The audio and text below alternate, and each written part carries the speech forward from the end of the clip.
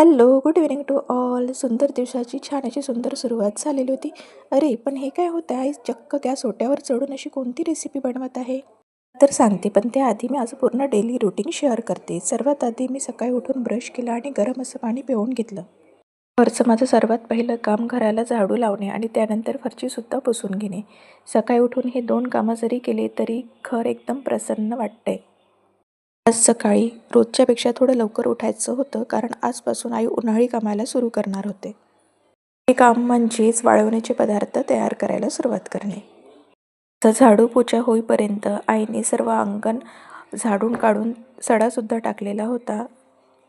सकाळची वेळ, दारात सडा आणि रांगोळी एकदम मनाला प्रसन्न करून जातं. स्वयंपाकाला सुरुवात करायची होती, पण त्याआधी मी पटकन माझं आवरून घेतलं.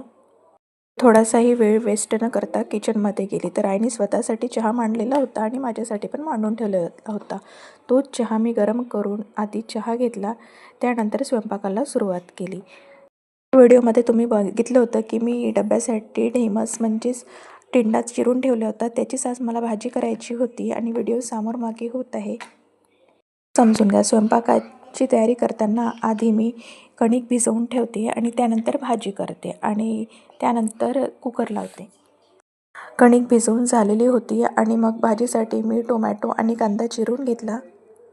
मला भाजी कुकरमध्येच करायची होती, कारण हा टिंडा म्हणजेच ढेमसं लवकर शिजत नाही आणि सकाळच्या वेळ थोडी गडबडीची असते. म्हणूनच मी आज छोट्या कुकरमध्ये भाजी करणार होती. आणि छोट्या कुकरमध्ये केलेली ढेमसची भाजी खूप छान आणि टेस्टी झाली होती. सर्वात आधी मी कांदा लसूणची फोडणी दिली, त्यानंतर बेसिक मसाले सर्व टाकून घेतले. त्यानंतर टिंडा आणि मला डाळ टाकून टिंडाची भाजी करायची होती, तेच केलं. सर्व झाल्यावर मी छान निवांत बसून चहा पिऊन घेतला. रोजच मी चहा पित नाही, कधीमधी असं इच्छा झाली तरच चहा पित असते. त्यानंतर आईलाही गॅसवर काहीतरी बनवायचं होतं, म्हणून मी झटपट पोळ्यासुद्धा टाकून घेतल्या. व्हिडिओमध्ये सर्व कामं किती झटपट होताना दिसतात. रिअल लाईफमध्येही तशीच झटपट कामं झाली असते तर किती बरं झालं असतं बरं. आज आम्हाला करायच्या होत्या गव्हाच्या कुरडई आणि त्याच्यासाठी आई गॅस ओट्यावर बसलेल्या होत्या, कारण आमचा गॅस ओटा थोडा उंच आहे.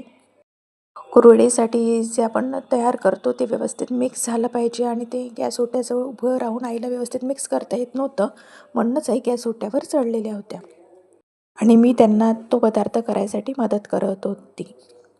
तुमचे वाळवणीचे पदार्थ करायला सुरुवात झाली आहे का? नक्की कमेंट्स करून सांगा. माझे व्हिडिओ तुम्हाला आवडत असते तर व्हिडिओला लाईक करा, शेअर करा आणि माझ्या चॅनलला सबस्क्राईब करा. सर्व झाल्यावर मी शाळेत जायसाठी रेडी झाली आणि तुम्ही बघू शकता करेक्ट 9 वाजेपर्यंत